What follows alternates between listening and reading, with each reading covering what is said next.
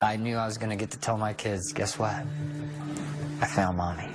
Tonight on 2020, there's a missing person. Updated location is northbound I-5. The mystery that has become an American obsession. What happened to the missing supermom? It was on this quiet country lane where every family's worst nightmare happened. A mother out jogging vanishes into thin air, and just as mysteriously as she disappeared, she reappeared 3 weeks later. I knew she was taken. That husband and father in an undisclosed location talking only to 2020. Keith, it's Matt. Nice to meet you. How he broke the news to his 4-year-old son. He said, "Are you looking for it?" I said, "Everybody in the whole world is looking for it right now."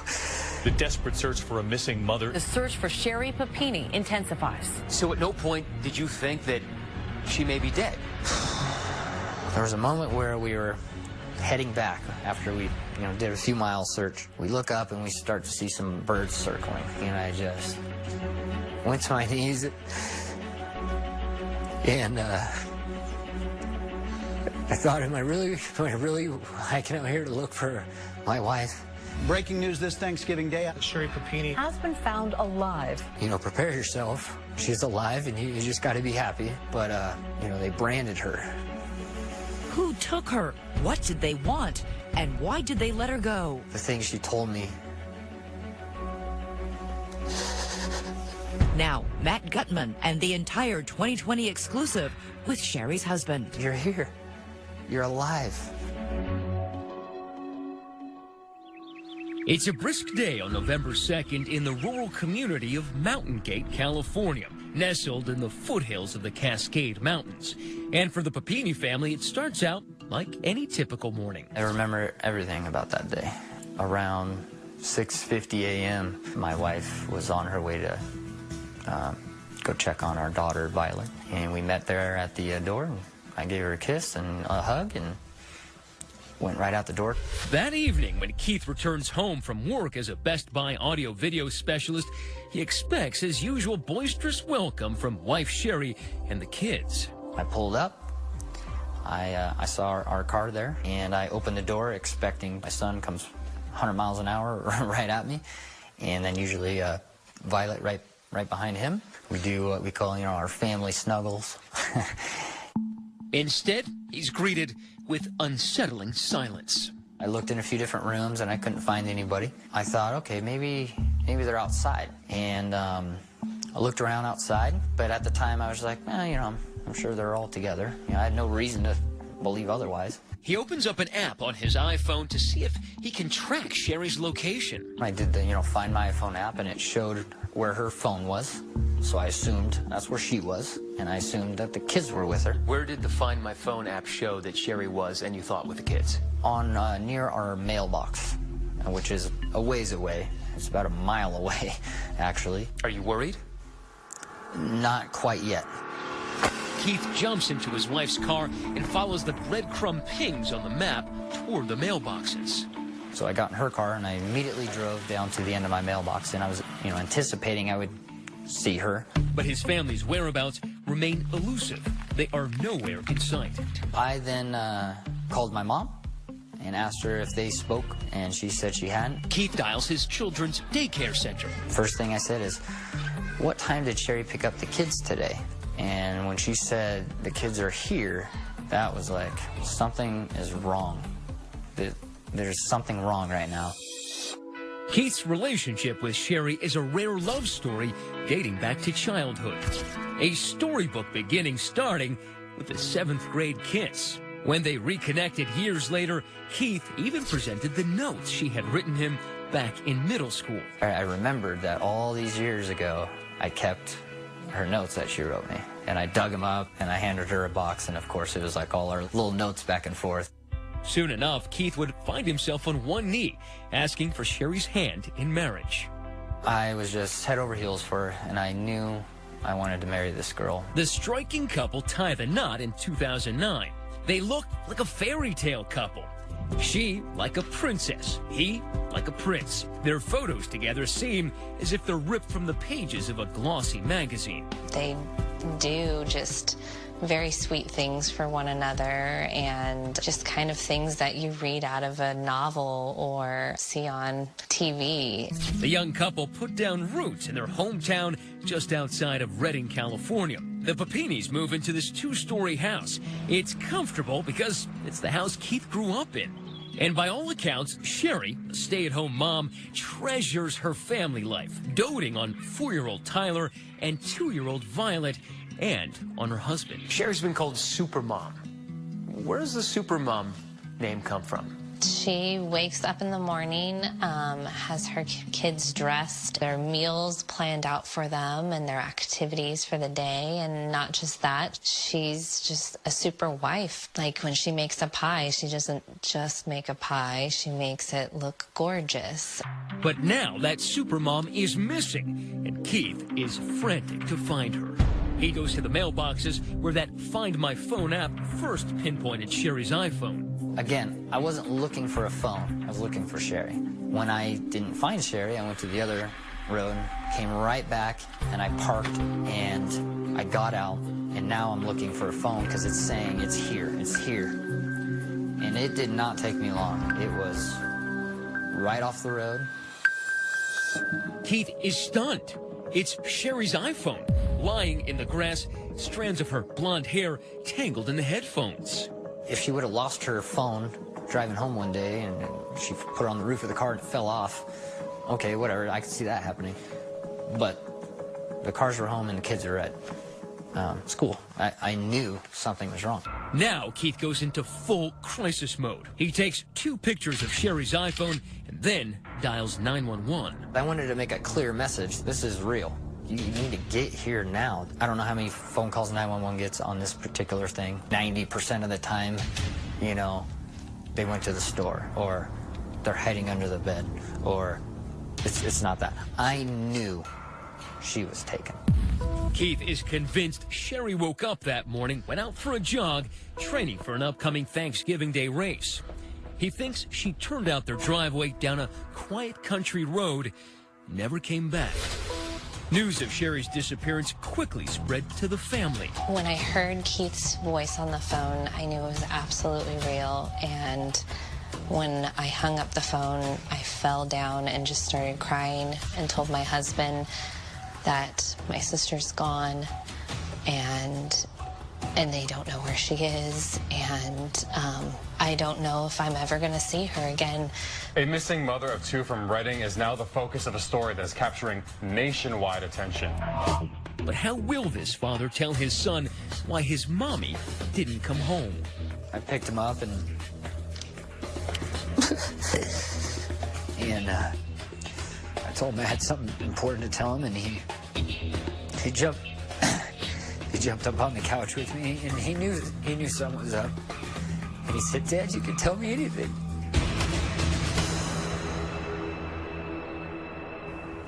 What an emotional conversation. I'm Elizabeth Vargas. And I'm David Muir. Stay with us this hour. This continues to unfold, and as you're about to see here, so many theories will be put forward about what really happened to Sherri Papini. Her husband, Keith, tells us he's speaking out tonight to end that speculation. And as of now, that family continues to live in a secret location to safeguard Sherri's privacy. We're on Facebook and live tweeting, so join the conversation. And coming up, the husband taking a polygraph. 2020 continues. Once again, here's Matt Gutman. From the foothills here in Shasta County, California, the mist can make a mountain vanish right before your eyes. That's also what happened to Sherri Papini, disappearing in broad daylight on a November afternoon. She is considered at risk due to the suspicious circumstances. Within hours of Keith's 911 call, deputies are searching for Sherri. They soon get reinforcements, friends, neighbors, and complete strangers lining up to help. We're just using a map and we're doing some grid searches. The longer that someone's missing, that's a very critical time within the first, 24 hours. From rushing creeks to culverts choked with brush. But for the husband of the woman who just fell off the face of the earth, it's not enough. Did I want more? Of course. I wanted the Marines, the Army. I want a SWAT team to break into every home in a 10-mile radius. I'm going to do everything I can to find my wife. Sherri's big sister, Sheila, and Keith's sister, Suzanne. Please bring her home. She has babies. She loves them. She's a family that loves her. Please just bring her home. Just bring Sherri home. What is your gut feeling at first of what might have happened to her? We still don't know. We were trying to keep a very open mind. So then we start checking with friends, family, other associates to try and put together a timeline, looking for homes that maybe had some surveillance video, and then looking to local area motels and hotels to see if she had been seen there. I'm sure you looked into Sherri's past. Did you find anything? We were looking into a little bit of everything. Financials. We found where she had been previously married and had been divorced. We checked with her ex-husband who lives out of state and found that he had not heard or talked to her in probably 6 years or more. Then from this truck stop, a woman calls in a heart-stopping lead. She said that she saw a young woman that fit the description of Sherri Papini, and that when she approached her and asked her if everything was okay, that she seemed somewhat evasive. Evasive? Maybe. But is it Sherri? No. The detectives believed that that was not Ms. Papini in that vehicle. For his part, Keith, ordinarily so private he and Sherri don't even do Facebook, begins making TV appearances. Anything to keep Sherri's face in the public eye. If we can get it everywhere, as I'm sure all of you would do if your wife or husband or whatever was missing, you would do whatever you can, and that's what I'm doing. And so, in the late fall, in the shadow of the Cascade Mountains, a strange bumper crop of yellow ribbons and posters appears. Billboards for a nightmare. I'm just wondering about her health. Are they feeding her? You know, is she hot? Is she cold? I mean, just little horrible things that I would go through. I thought about that. I thought about her being there, screaming my name, and that I wasn't there, and that really, you know, that really got to me. Keith admits despair hung over him like a cloud. There was a moment where we were heading back after we, did a few mile search, and we look up and we start to see some birds circling. And then I started walking, and I just went to my knees, and I thought, am I really hiking out here to look for my wife? And do I even want to? I don't want to find her right now, but I do want to find her. One of my good friends came over and just, hugged me and let me cry on his shoulder for a little bit, and it was a very sad and a very emotional and angry moment for me, and I'm very glad they were with me to kind of pick me up, and it was that was a tough one for me that day. All this time, you're dealing with this sadness, this pain, this agony of fear. You still got 2 little kids to think about. Fortunately, I have an amazing family and amazing friends, and they really, really came to the rescue on that. Kept them happy, kept them out of this. The grown-ups tried to shelter them, but Keith and Sherri's son and daughter are old enough to know their world has been turned upside down.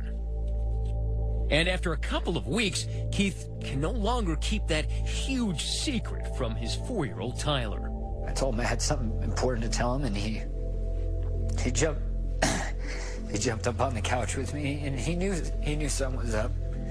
And he said, "Dad, you can tell me anything." For a little 4-year-old to say that, I wasn't prepared for that, so I just said, "Son, Mommy went running, and she didn't come home, and we're all looking for her right now." We just held each other, and I said, he said, "Are you looking for her?" And I said, "Everybody in the whole world's looking for her right now." And I said, "We're gonna find her, and we're gonna get her back." Keith had no idea whether that was a promise he could keep. Sherri may be gone, but her picture is everywhere. One day, Keith sees their son with the innocence of a 4-year-old standing in front of one of those posters. He was just standing there, and he had his left hand on her face. He was just staring at her, and he was just sitting there, you know, tears in his eyes, with his hand on her face. Solving the kidnapping of that wife and mother, Sherri Papini, begins to look impossible, especially since authorities were not convinced that she'd been kidnapped. We are keeping open minds to this, and we're looking at all avenues. We're not saying it is an abduction. We're not saying it is not. Could it be a voluntary disappearance? Could it be an involuntary?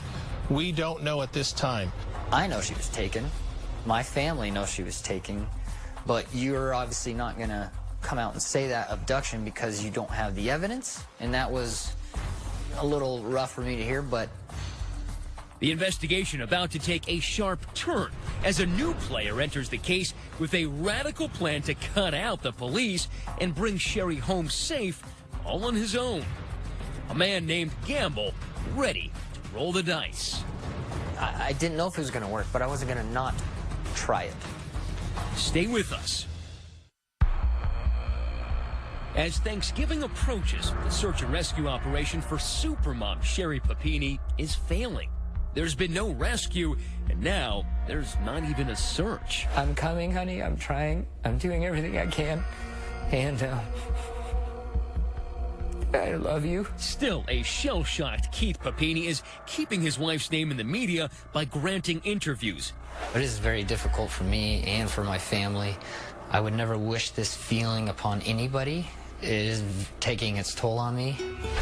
There's sympathy, of course, but there's also plenty of skepticism. Police, following standard procedure, have to eliminate Keith as a suspect. Remember, the only physical evidence in the case, Sherri's cell phone, those earbuds with strands of her hair, all discovered and provided by Keith in 2 photos he snaps and then gives to authorities. When you saw the way that phone was pictured in the photograph he sent you, did it make you think that perhaps it was staged? It looked like it could have been placed there, along with the earbuds being placed on top of the phone screen. Your wife vanished. Mm-hmm. But you're also the prime suspect. I never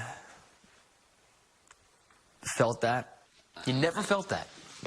I didn't. It never occurred to me at first that people would think it was me. I knew it wasn't him. Sherri's big sister Sheila never questioned her brother-in-law's innocence. She says if Sherri was a super mom, Keith was a superman. You would hope that your child or that your daughter would find someone so loving and so dedicated to their spouse. To clear any cloud of doubt, Keith Papini consents to a polygraph test. It lasts for hours. Did they ask you if you had anything to do with Sherri's disappearance? Oh, of course. And I was like, to me, I was like, no problem. Let's hurry up and get this over with. It was basically 9 days before he was really cleared of suspicion. Yes. Why so long? We were going through investigating hundreds of tips, looking at cell phone data, cell tower data. And did he give you phones, phone records, computers, all that stuff as well? Yes, he did. Keith Papini passes the polygraph, and Sheriff Tom Basenko says Keith is not a suspect. So investigators start chasing down outside tips, more than 400, but none of them lead to Sherri Papini's whereabouts. There are no suspects, there are no viable tips. Do you begin to lose hope?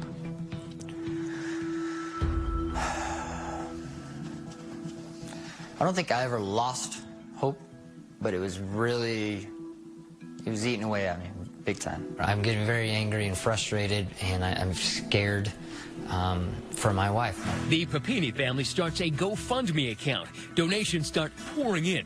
$25, $50, $100, raising nearly 50 grand in all to find her. Then a radical idea from an anonymous donor, separate from the family, who offers a ransom for Sherri's safe return. You don't know who the anonymous person is? No. It's anonymous to you as well? Yes. The nameless donor instructs the presumed kidnappers to contact a designated negotiator, a professional in this shadowy field. My name is Cameron Gamble, and I'm an international kidnap and ransom consultant. I've been retained by an individual who wishes to remain anonymous. Okay, so who is this guy? He's a former Air Force senior airman who now makes his living training military, law enforcement, even private citizens on how to evade and escape capture. These are different captivity environments throughout different regions of the world. We met him at his training facility, furnished with kidnapping simulators like this shipping container where Gamble described the dark arts of his craft. What made you so confident that this was an abduction and not something else? Everything I looked at fit that bill. Look at the husband. If she was listening, I wanted to say that we're trying, and we're trying the best we can. He wasn't faking it. Look at Sherri herself.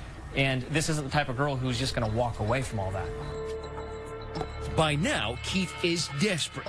He's even considered turning to psychics. So when Gamble contacts him asking for permission to try a more aggressive approach, he agrees. There was no idea or thought that if I think could work, that I was not going to try. 12 days into Sherri Papini's disappearance, Gamble posts this provocative video online promoting the ransom. I don't know your motive. I don't know who you are. I don't care. I simply care about getting Sherri back. Did you ever expect someone to ring you up and say, I have Sherri, I want the money? I was hopeful. You were so convinced that Sherri was still alive. You go into these situations thinking they're dead, then you lose hope right off the bat. Gamble is something of a wild card. To law enforcement, he's more of a nuisance than a problem solver. Your critics would say that this is a publicity stunt. They can say that all they want. I don't do this for the critics. I do this for the small number that actually matter, and that being Keith and Sherri. But there were some big opponents to this. The sheriff was adamantly opposed to Cameron Gamble being involved in any way. For me, I was going to do everything I could to get my wife back. The next gambit for Gamble came on November 23rd, the day before Thanksgiving. He posts a second video online. The world has been looking for Sherri Papini, and now the world is going to be looking for you, whoever you are. Gamble informed Sherri's alleged captors the ransom is now off the table. I'm sorry you didn't take advantage of this opportunity when you had the chance. Instead, he doubles down in a call to action, asking the public to find Sherri in exchange for an even bigger reward. Was it actually a call for bounty hunters? I mean, how did you put it? I said, I don't care your criminal status. I don't care if there's a warrant out for your arrest. I don't care who you are. If you can lead us to Sherri, and we give you more cash than you can spend. I wanted to make it so tempting that the abductor's own mother would have turned him in. And then what did you think about making it a bounty when the deadline for the ransom passed? Well, I was all for that. I mean... But will Cameron Gamble's bet pay off? When we come back, the moment that would send chills down anyone's spine. I just wanted to see her, so I just ran past everybody and I throw open the curtain, and she was there. When 2020 continues. 2020 continues. Once again, here's Matt Gutman. Keith Papini begins his Thanksgiving at 3:30 a.m., steeling himself for the Northern California cold and the white-hot anguish of the 22nd day without his beloved Sherri. A huge balloon release has been planned in her honor. We wanted to do something very special. A real close person in my life mentioned, well, what about a balloon release? You know, we're all looking for you, and here's just a symbol, here's home. And I really like that. The knife thrust pain of missing Sherri is a constant companion, as is his constantly ringing cell phone. Very early in the morning, Thanksgiving Day, you get a phone call. It rang. I think I was shaving at the time. So I kind of looked over and I did not recognize the number. You didn't pick it up? I didn't hear it in time because I only got the last two rings. But that wasn't just any call he missed. It was the call he'd been praying for. Immediately after that, my home phone rang.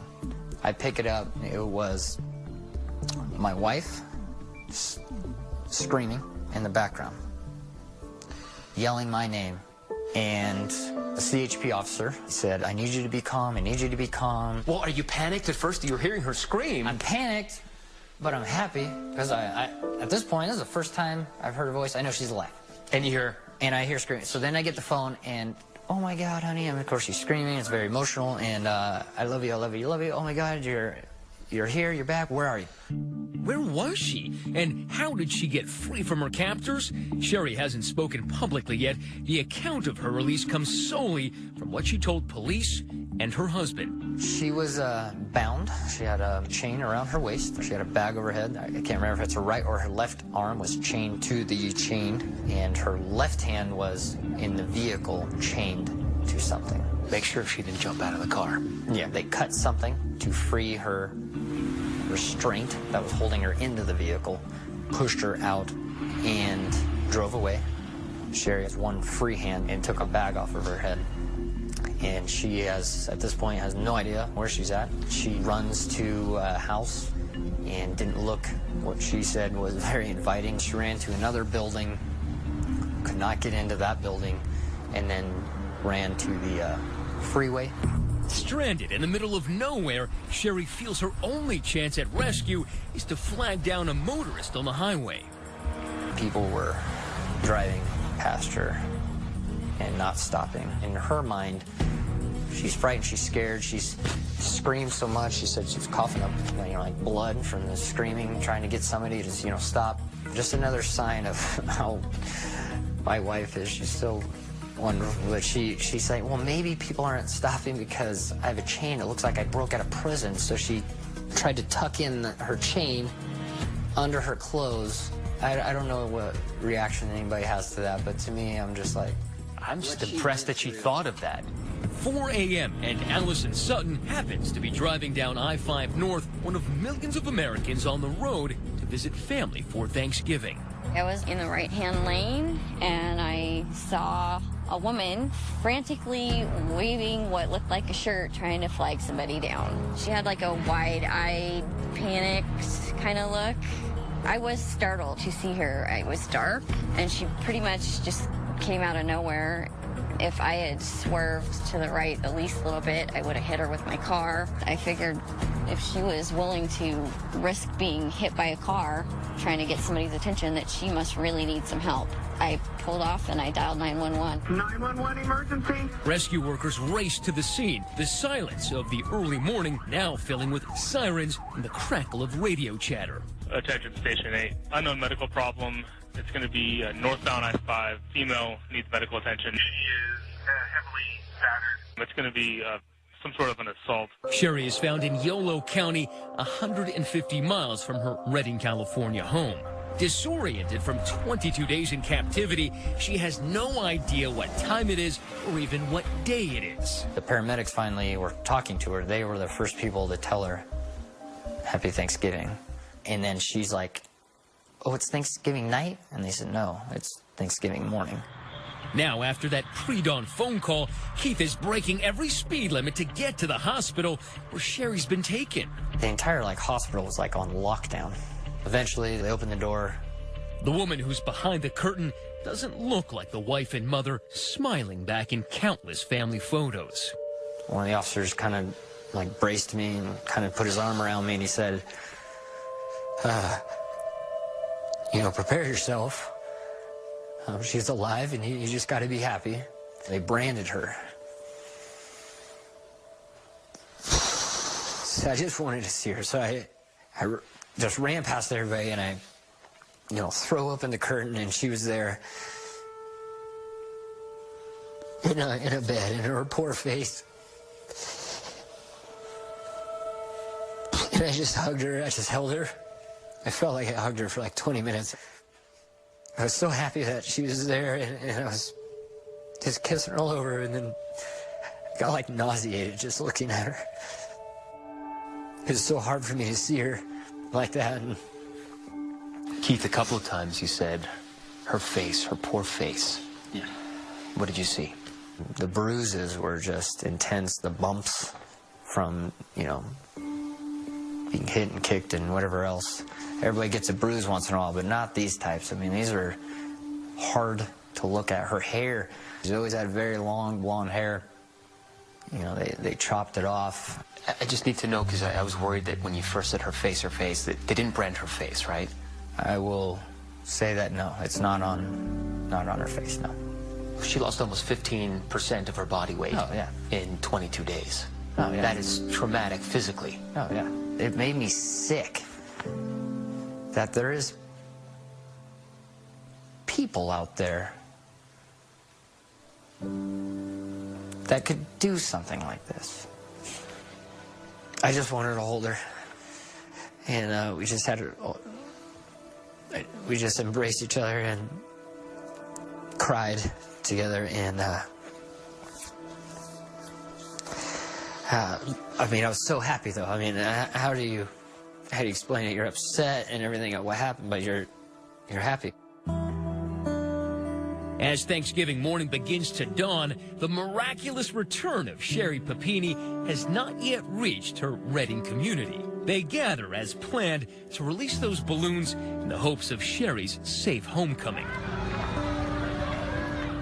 2 hours later, the community learns their efforts were not in vain. Sherri Papini would be home for Thanksgiving. Sherri Papini, the Shasta County mother, missing for 3 weeks, has been found alive. The crisis may be over, but the mystery remains. Who took Sherri and why? You're really looking at somebody that's trying to break her will. That's what they do in cults. When 2020 continues. The ordeal which shattered Sherri and Keith Papini's world is over. Now the police are focused on the big questions. Who did this and why? This is simply the start of the next chapter in a very active investigation. On the day she was found, investigators are only able to get the barest nugget from the traumatized Sherri. Which was 2 Hispanic female adults driving a dark SUV. Anybody? 2 Hispanic females in a dark-colored SUV in the state of California is not much of a tip. No, it would be literally a needle in a haystack. But the next day, Sherri Papini is talking to police, part of a series of interviews in which she slowly opens up with more details of her abduction. Did she know the people she was with? No. Did she ever see them? I will share with you that their faces were always covered. I can tell you that there was, guns involved.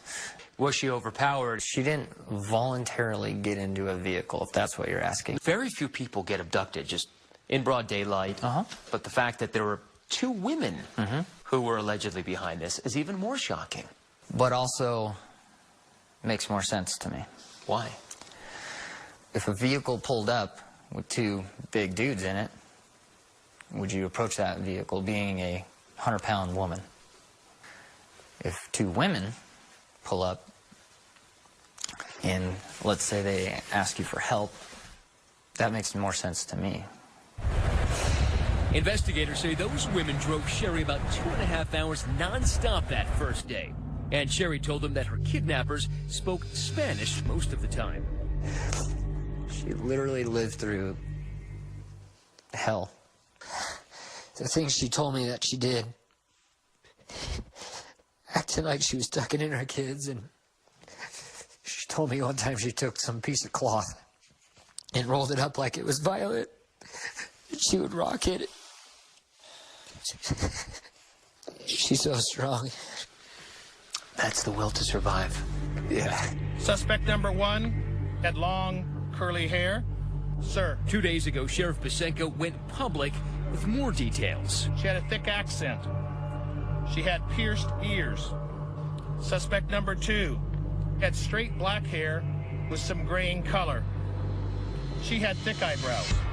Details are few since Sherri said her captors kept all but their eyes covered. Police then follow it up by gently trying to tease out more morsels of memory from the fragile Sherri. Everything becomes important. The crack of the door, an unusual picture on the wall. What did it smell like? What did it feel like?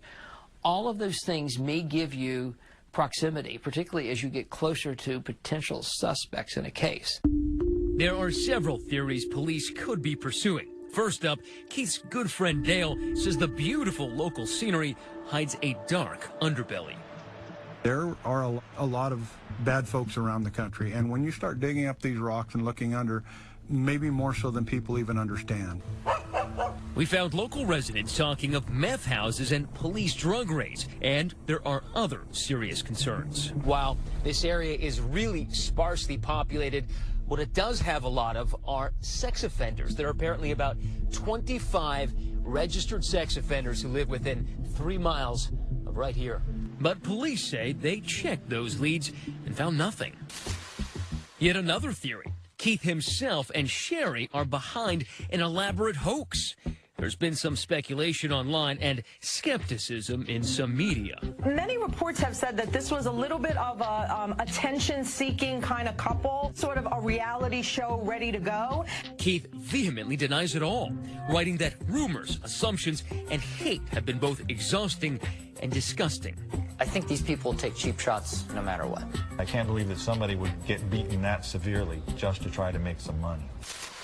To Cameron Gamble, Sherri's brutal injuries point to yet another theory. Sherri's skin burned multiple times, police saying that vicious branding was a message, not a symbol. If you look at just human trafficking alone, branding is something that would be done to mark a girl from a pimp or an organization, if that is in fact what happened here. ABC News crime expert Brad Garrett finds that sex trafficking theory doubtful. If you're going to traffic somebody, are you going to starve them, beat them, and cut their hair? You're going to do the opposite of that. You want them to look presentable so that they're, to use their words, a commodity to market. As a former FBI profiler, he has a very different theory, based on Sherri's 22 days of what Keith said were intense physical agony and severe mental torture. You're really looking at somebody that's trying to break her will and destroy her identity from the past. I mean, that's what they do in cults, to brainwash her into whatever they want her to be. And if that's the case, he says they could still be holding other captives and even be on the hunt for more. What can you tell the people who live here to reassure them that whoever did this to Sherri, plucking her right off this stretch of road, is not still out here? We don't know if this was a random abduction or a targeted abduction, but people should always take precautions for their safety. Wife is back with our family, and still, Keith is less interested in the why than in the what's next for his family. When we return, their healing begins with an emotional reunion. I remember my little 4-year-old's like, "Mommy, why are you crying? You don't cry when you're happy." And my wife said, "When you're this happy, you cry." Just over a week after his Thanksgiving miracle, Sherri Papini has been located. A rush of relief. I was ecstatic. Hallelujah! She and Keith have been reunited. Keith Papini is still marveling over all that he has to be thankful for. I had such a great support from my family, my friends, the whole community, the whole world reached out, and I'm so grateful for that. But as of tonight, so many questions about this case remain unanswered. The most horrific thing that you could ever have imagined literally almost came right to your front door. Correct, and that's the mystery. Why? I don't have the answer, and I can't explain it. The investigation is far from over. In fact, it has only begun a new chapter. The threat could still be present. Nobody knows who did it or why they did it or where they are. And that's got to be terrifying for a dad like you. It's terrifying, but you know what? My family's with me now. I think of it differently now. Clearly, I want justice. But right now, I'm just happy that my wife is back. I don't have to raise my kids without her. And even in the midst of all of this gratitude, Keith says he knows his wife's road to recovery won't be an easy one. When lights are off, when doors shut, when she hears certain sounds, I mean, it's something that I don't know how to deal with, and we'll need somebody that, can help her through that from a professional standpoint. It's not just a long road. I mean, it's something we're never going to forget. Something else he says he'll never forget, the moment he got to see his children reunited with their mother. 4-year-old Tyler went first. And I said, "You know what, buddy? I found Mom." And he got the biggest grin, and he started like, "Where is she?" And he just sprinted 100 miles an hour. I was like, "Go slow, go slow." And he hugged her, and my wife, obviously very emotional, and started crying. And she said, "I'm so happy." And my son, of course, is like, "You don't cry when you're happy." And my wife said, "When you're this happy, you cry." Then it was 2-year-old Violet's turn. She just said, "Mommy," and just took off running. And She picked her up, and then again, just snuggles and kisses. My son jumped in my arms, we were hugging, and then, of course, we all went to the ground for a big family hug. Big family snuggles. Big family snuggles. It makes me smile. You know, we're back, we're whole. The family back together tonight, and of course that investigation is ongoing. We'll continue to follow every new development here. And Keith tells us that at least right now, they are staying away from home to give Sherri the time she needs to heal in private. I'm Elizabeth Vargas. And I'm David Muir. Thanks for watching here tonight. And from all of us here at 2020 and ABC News, have a good evening. Good night.